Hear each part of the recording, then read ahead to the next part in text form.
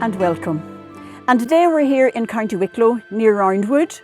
We're actually here at Victor's Way, which is a Hindu meditation garden. This is not for children, it's not a family day out, it's not a fun park. It's a very quiet, reflective meditation place. And with me today I've got Declan Quigley. You know Declan, Declan's been in many videos with me. And I also have Helen White here from Mitchelstown in Cork. You've recognised Helen. We did a video this time last year on Blarney Magic Tour. Yeah, maybe you recognise Helen from that. Now behind me here, we have got the birth tunnel. We're going to go through the birth tunnel and into the garden. Now you can bring your dog here. Where's Oscar gone? It's a very quiet place. So Oscar, remember the plan, stick to the plan. We've got to behave ourselves. So behind me here, we've got the entrance, which represents going through the vagina, the birth tunnel. We're going to go through now and into the garden. And there are over 30 statues in here, all of black granite and some of bronze. And we're going to take you on the tour. Each statue represents a certain aspect of life. Very deep, very meditative. So are we ready to go? We are. Okay.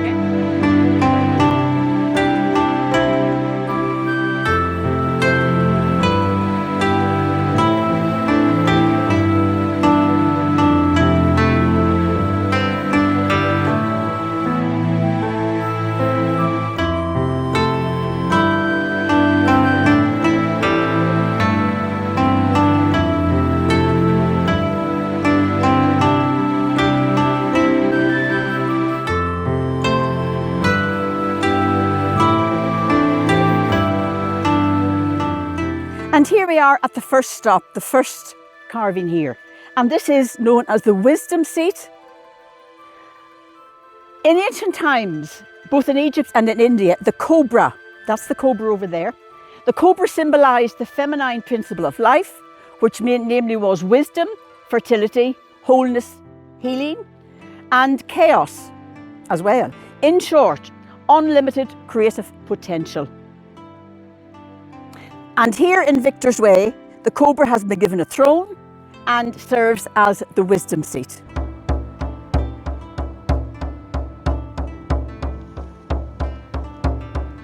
As I sit here on the cobra wisdom seat here in Victor's Way, and as the cobra, as everybody knows, is the most powerful snake in the world.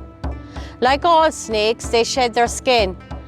And shedding your skin brings new life. So as I sit here, I'm bringing the wisdom from my inner self to my outer self.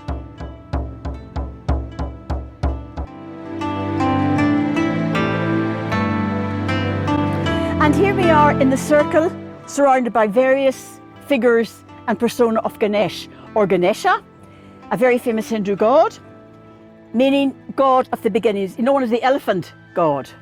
We can see him here playing various musical instruments. He's reading from a book. And what does this all mean? So here we are surrounded by Lord Ganesha statues. Lord Ganesha, which is well known in India. He's the most powerful lord that they have there. So his father would have been Shiva. His mother was Patrika. So he was born on the 14th of February. So going back, when there is two ways, I suppose, that they say that Lord Ganesha was actually known. So the first one was his mother Patrika was taking a bath and she made an elephant little boy out of clay where she put him at the front door to guard her so that she could go for her bath, and he turned into real life.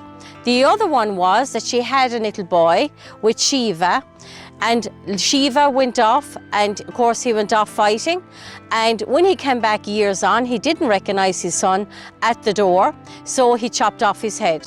Patrika, his mother, got angry and she said, you better go and find a head. So he went off and he killed an elephant, brought the elephant's head back, put it on the child, which was known as Lord Ganesha.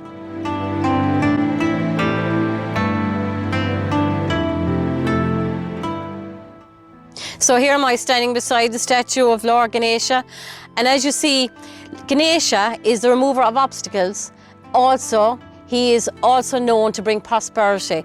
And as you can see, he's enshrined with all jewellery and the whole lot. Also, you can see the rat here, which going back years ago, they say that the rat was known as his mode of transport. So every time you'd see Lord Ganesha, you'd also see the rat. The rat is actually on a laptop here, which shows the modern way of thinking. And also over here, we have a pint of Guinness.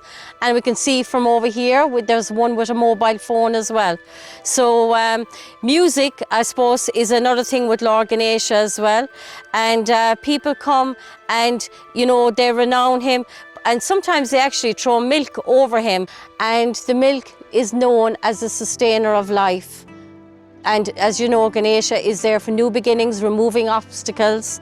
And as I said that, you know, Ganesha, there's always the rat with him, which is mode of transport. One of the most beautiful things about this meditation, devotional park here at Victor's Way, and all these sculptures, is that the designers of these sculptures embraced the modern world and all the aspects of the modern world. And as was pointed out already, the statues of Ganesha always come with a rat, and a rat that was Ganesha's transport. But in these sculptures, we can see the rat in various modern poses and guises. For instance, there's one with a laptop, there's one with a mobile phone, there's one with a pair of headphones on, and various things like that. So it's a beautiful indication of bringing the ancient into the modern. And I do believe there's even a pint of Guinness hidden somewhere in one of these statues. What I wanted to do today was a chant to Lord Ganesha, or as he's also known, Ganapati or Ganapataye. Lord Ganesha was always renowned as the remover of obstacles, and sometimes actually putting obstacles in people's way for learning and development. So this is a chant that I would use very often when I want something removed. And Ganesha is also about beginnings. You're beginning a new job, you're beginning a new relationship, anything like that. And perfect way for that is to begin with this chant. Om Gom Ganapataye Namaha. Om Gom Ganapataye Namaha. Om Gom Ganapataye Namaha. Om Gom Ganapataye Namaha. Down into the small forest area here, along the meditation path, where there are more sculptures. We've got Shiva in here, the Hindu god, and we've got other gods and goddesses, and they're all open to interpretation. So let's see what we can make out of what we see in here.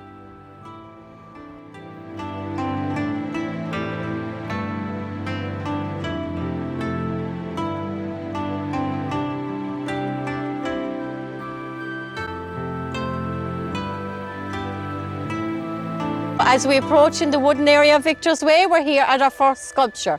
So the first sculpture is the awakening one. And it's all about the rotting first represents yesterday, the decaying of the past, of which is experienced as sorrowful.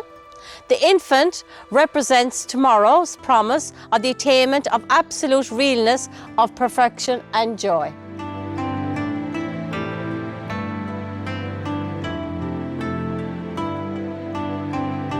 And here we are at the separation sculpture. The message being that the mother and the child must separate. And it's an experience which is both joyful and painful for them both. But they have to separate. The wisdom of the mother knows that, because if they don't separate, they both will die. And when they do separate, they both will live. One side of the mother, the animal side of the mother, feels she wants to hold on to the child. But the human side knows she must push the child away because the child has got to carve out a life for itself. The child's animal side wants to keep sucking at the breast of the mother, but the child's human side knows instinctively it's got to break that connection and forge its own way.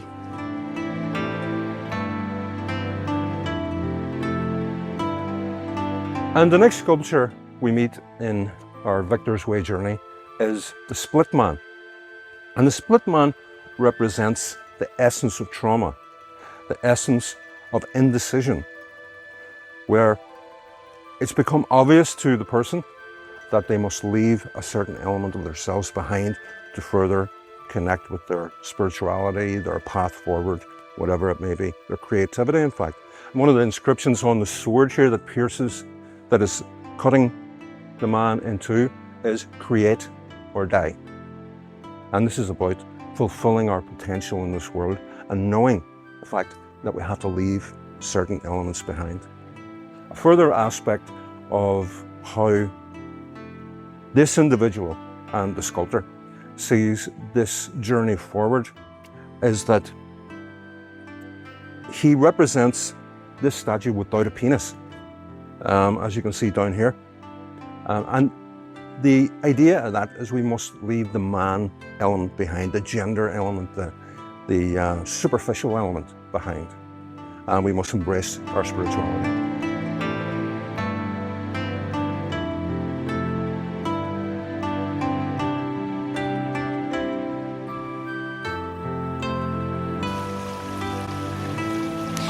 Here we are at the ferryman here in the water. And as you can see, the ferryman represents a burnout. So he's lost all contact with his outer self. And here he is, and he's emerging from the water, which many of us can do too on a burnout. So if we are burnout, remember that we can also emerge like this ferryman is emerging and continue with life in a different way.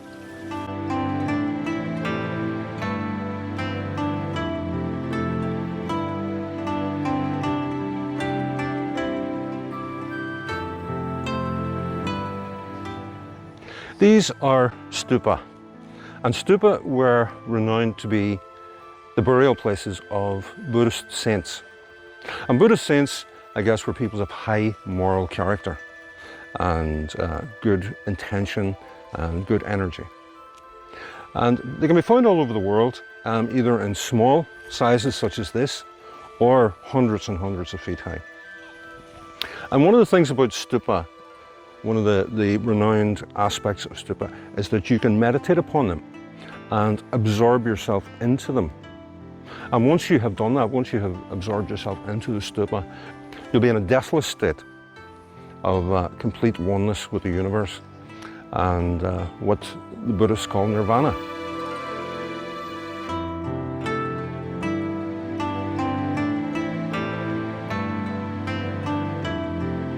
So here we are at the Buddha to be, which is he's experiencing the dark night of the soul.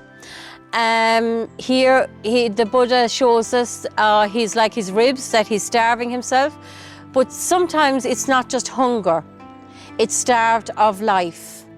It's starved of living, starving your soul's purpose. And the Buddha tells us really to nurture ourselves more. So this unique bronze Buddha to be tells us to solve our problems regarding the cause and the end of our sufferings.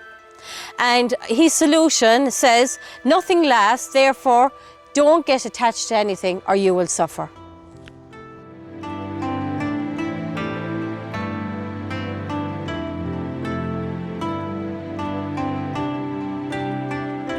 Behind me is Lord Shiva, arising out of the waters of the Ganges. Lord Shiva is one of the most important deities in Hinduism, and a very important message comes from him.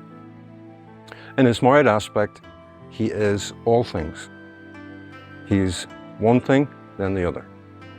He's male, he's female, he's controlling, he lets loose, and all things And all this indecision, all this movement back and forth is to find a path of enlightenment.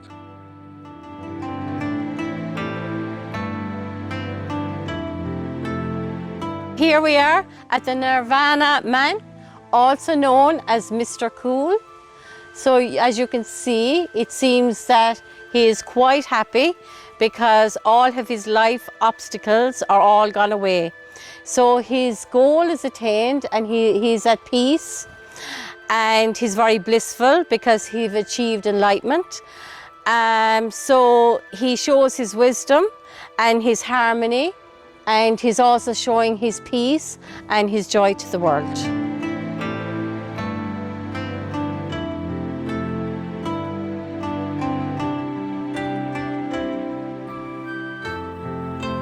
And this is a solemn indication of our sole purpose in life, our sole purpose in this incarnation. And that's spoken at the very top of the finger. And it's create. Create or die. That's our purpose here. We must be creative individuals. We must create the world that we live in. We must create our families, our home, our safety, everything. And we have fully got that ability because we co-create with the divine. And that's what this represents.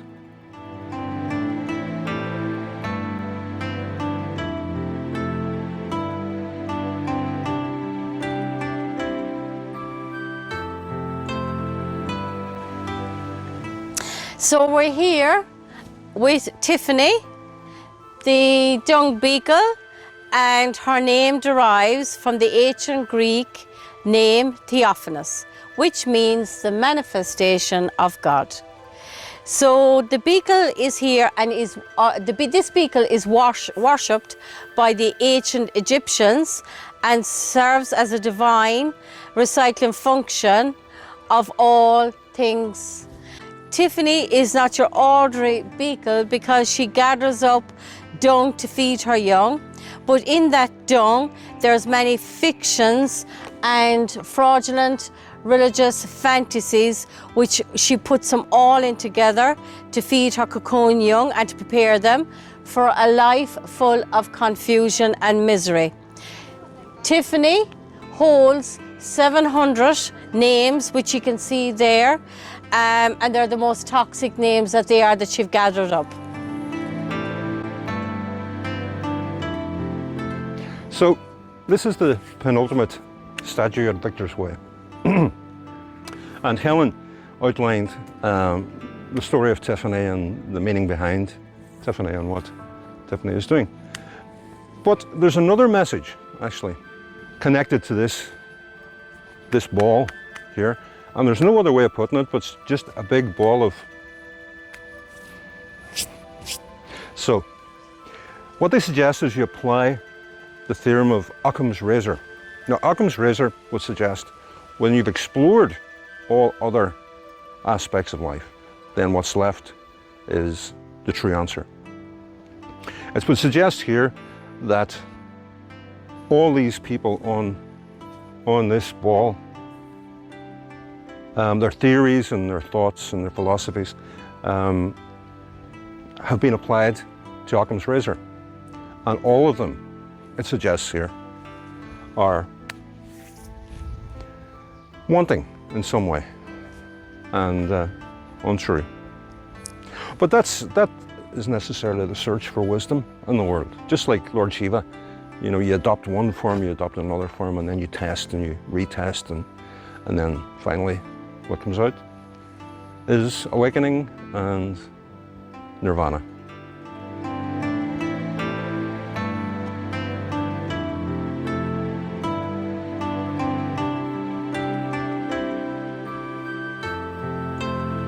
So here we are at the end of our tour, and the last one we've got here is Eve, and we have the apple here. Eve represents the mature woman, loving, caring, aspiring to increase her knowledge and to be a better person. Thank you all for watching, and I hope that you've got some meaning out of all the statues that we came across. They all represent, as we've seen, various aspects of life, and we certainly are all on our own life journey. So thank you for watching, and until we meet again, namaste.